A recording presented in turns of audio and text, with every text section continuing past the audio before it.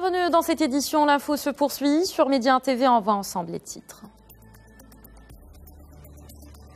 À la une, le mystère est total au Liban depuis l'annonce choc de la démission de Saad Hariri samedi dernier. Beyrouth a réclamé aujourd'hui le retour d'Arabie Saoudite du Premier ministre libanais. Riyad a appelé aujourd'hui ses ressortissants à quitter le plus vite possible le Liban. Et puis du football à la fin de cette édition, nous sommes à J-2 du match très attendu Maroc-Côte d'Ivoire. Les Lions d'Atlas sont arrivés hier à Abidjan. Ambiance sur place dans quelques minutes. En ouvrant cette édition au Liban, Beyrouth a réclamé aujourd'hui le retour d'Arabie Saoudite du Premier ministre libanais, Saad Hariri. Le mystère est total depuis l'annonce choc de sa démission samedi dernier. De son côté, l'Arabie Saoudite a appelé aujourd'hui ses ressortissants à quitter le plus vite possible le Liban. Récit signé Salma Saïdi. Les Saoudiens sont appelés à quitter le plus vite possible le Liban pour ceux qui s'y trouvent et à ne pas s'y rendre pour les autres. La mise en garde est faite 5 jours après la démission surprise de Saad Hariri du poste du Premier ministre du Liban. Hariri, qui a également la nationalité saoudienne, a annoncé sa décision dans une déclaration télévisée faite depuis l'Arabie Saoudite. Il a accusé le Hezbollah et l'Iran de mainmise sur son pays et a dit craindre pour sa vie. La tension entre l'Arabie Saoudite et le Liban est donc encore montée d'un cran et Beyrouth réclame le retour d'Arabie Saoudite du Premier ministre libanais au moment où se multiplient les interrogations concernant sa liberté de mouvement dans le royaume d'où il a annoncé sa démission. Le mystère est donc total depuis l'annonce choc par Saad Hariri. Le président libanais Michel Aoun a affirmé qu'il attendait le retour de Hariri pour décider s'il acceptait ou non sa démission. Entre-temps, les spéculations et rumeurs vont bon train au Liban sur une possible interdiction pour Hariri de quitter l'Arabie Saoudite. Saad Hariri, dont l'épouse et les enfants vivent en Arabie Saoudite, n'avait pas dit s'il reviendrait au Liban. Cette démission a fait craindre que le pays aux équilibres fragiles ne plonge dans de nouvelles violences. À Tanger, au nord du Maroc, aujourd'hui, les participants à la 10e édition des Med Days ont évoqué la question des inégalités hommes-femmes. Un workshop exclusivement féminin est apparu cette année comme une évidence, tant le chemin vers l'égalité et la parité est encore long dans de nombreux pays du continent. Un reportage de Mohamed Amin Boumzebra et Anissa Haraou. Face aux défis qui attendent les États africains qui souhaitent encourager le travail des femmes et tendre vers l'égalité des sexes, l'organisation d'un workshop 100% féminin dédié à la question a été une évidence lors de cette 10e édition des Med Days. Un panel de femmes parmi les plus influentes du monde, chacune avec l'expérience de son pays, se sont réunies pour discuter des solutions concrètes à mettre en œuvre pour faire avancer les choses. C'est un mélange, donc chacune a pu parler de ce qu'elle a gagné la femme dans leur pays. Donc ça, c'était très important d'échange et de rassembler ce genre de femmes, cette qualité de femmes. Dans le monde, seulement une femme sur deux a un emploi rémunéré. À l'échelle mondiale, elles ont en moyenne des salaires inférieurs d'un quart par rapport à celui des hommes. Un constat qui, selon le dernier rapport des Nations Unies pour la population, est encore plus criant en Afrique. Pourtant, les femmes jouent un rôle crucial dans l'économie de leur pays. C'est elles qui prennent en charge une grosse partie de la société. Alors aujourd'hui, l'Afrique et le Maroc ont à mal par ces femmes, parce qu'il y a des obstacles très importants qui empêchent les femmes de jouer pleinement ce rôle qu'elles jouent si bien. Si nous voulons éradiquer la pauvreté, faire accéder toutes les femmes à l'égalité et à l'éducation, il faut ne pas oublier que c'est un travail d'équipe entre le gouvernement, le secteur privé et la société civile. Ce n'est que comme cela que nous pourrons obtenir un taux de développement croissant. Si le chemin est encore long, c'est un message fort qu'ont adressé les participantes à ce workshop, notamment au Maroc où les femmes sont 3 fois moins nombreuses que les hommes sur le marché du travail, qui est pourtant le vecteur essentiel de l'émancipation et de la parité.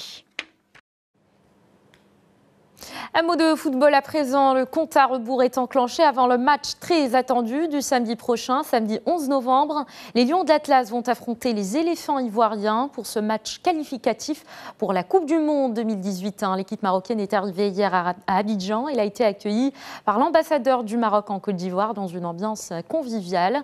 Reportage de Stéphane Soumaoro et Herman Dogo.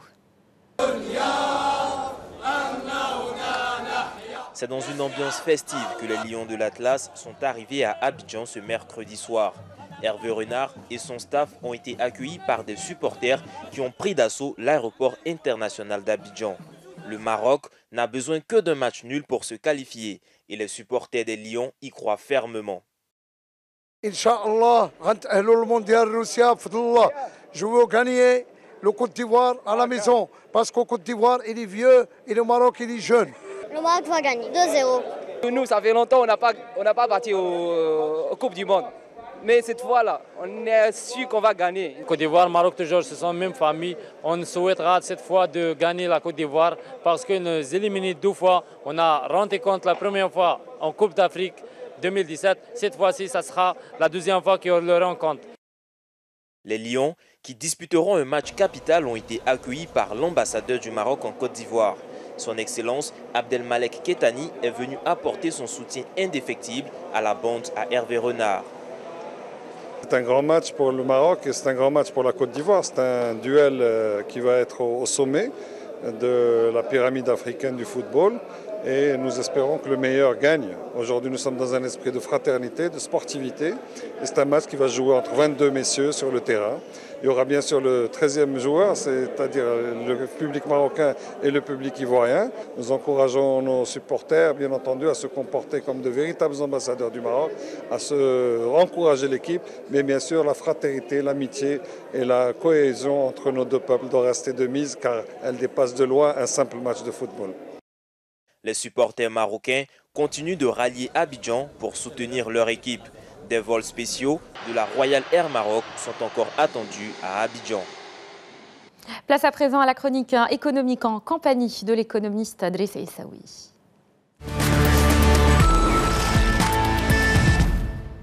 Bonsoir, Monsieur Drissa Essaoui. Bonsoir. Alors, zoom ce soir, justement, sur le satellite marocain, le premier satellite marocain d'observation. Mohamed VI A, il a été lancé en grande pompe dans la nuit de mardi à mercredi. On a vu les vidéos et les images. Un satellite qui a plusieurs missions, donc 2 cartographies agricoles, sécuritaires. On va en parler plus en détail. D'abord, quelle est votre lecture de cet événement d'ampleur ? Vous savez, c'est un grand événement dans la vie de la nation marocaine. Nous sommes dans une phase de course à la technologie, mais en fait, la technologie telle qu'on la voit à travers ce genre de projet est une technologie qui installera le Maroc sur le sentier de la croissance, sur le sentier d'une meilleure connaissance de ses potentialités, et c'est véritablement un fait historique qui va rester ancré dans l'histoire récente du Maroc. C'est un événement important, tant sur le plan technique, technologique, économique et socio-économique. Ce n'est pas, vous voulez, un événement habituel. Lancer un satellite, vous savez. C'est le premier satellite. C'est le premier satellite. Et le Maroc s'en est doté, alors que d'autres riverains ne l'ont pas. Le Maroc a toujours fait le choix de faire des investissements dans le futur. Il pense à l'avenir. Regardez ce qui a été fait sur l'énergie solaire. Regardez ce qui a été fait sur le projet de Tangemed. Regardez ce qui a été fait avant sur la politique des barrages, par exemple, qui nous permet aujourd'hui de vivre en toute quiétude en ce qui concerne l'approvisionnement en eau. De s'imposer au niveau régional. De toutes les manières, c'est une vision prospective qui a été toujours présente au niveau du haut, au niveau de l'État marocain, au plus haut niveau de l'État, qui a permis justement au Maroc de passer un certain nombre de situations difficiles. Nous n'oublions pas, la sécheresse a été un phénomène récurrent durant pratiquement plus d'une décennie au Maroc. Mais on n'a pas senti pourquoi, parce qu'on avait déjà des projets de ce genre, le 1 million d'hectares que Hassan II avait mis en place. Alors, Monsieur Essaoui, grâce à ce satellite, donc le Maroc aura accès à beaucoup d'informations et de données première main. Et quels sont les principaux domaines qui vont bénéficier de ces technologies? Vous l'avez cité tout à l'heure, bon, il y a tout ce qui est cartographie, cadastre, connaissance réelle du terrain, suivi d'un certain nombre de phénomènes, les feux de forêt, vous avez tout ce qui touche à l'environnement, le niveau de la mer, il y a également tout le travail qui pourra être fait au niveau de le suivi des phénomènes d'urbanisation, par exemple. L'aménagement du territoire. L'aménagement du territoire. Mais regardez, il y a déjà un travail qui a été fait. Avant, on utilisait, si vous voulez, des photos aériennes avec la photogrammétrie qui vous donne des indices pour comprendre ce qui se passe sur le terrain. Aujourd'hui, par exemple, vous pouvez suivre un bidonville, déterminer la densité de la population à l'intérieur. voir son évolution si vous avez une action. Donc en fait, c'est un outil d'aide à la décision.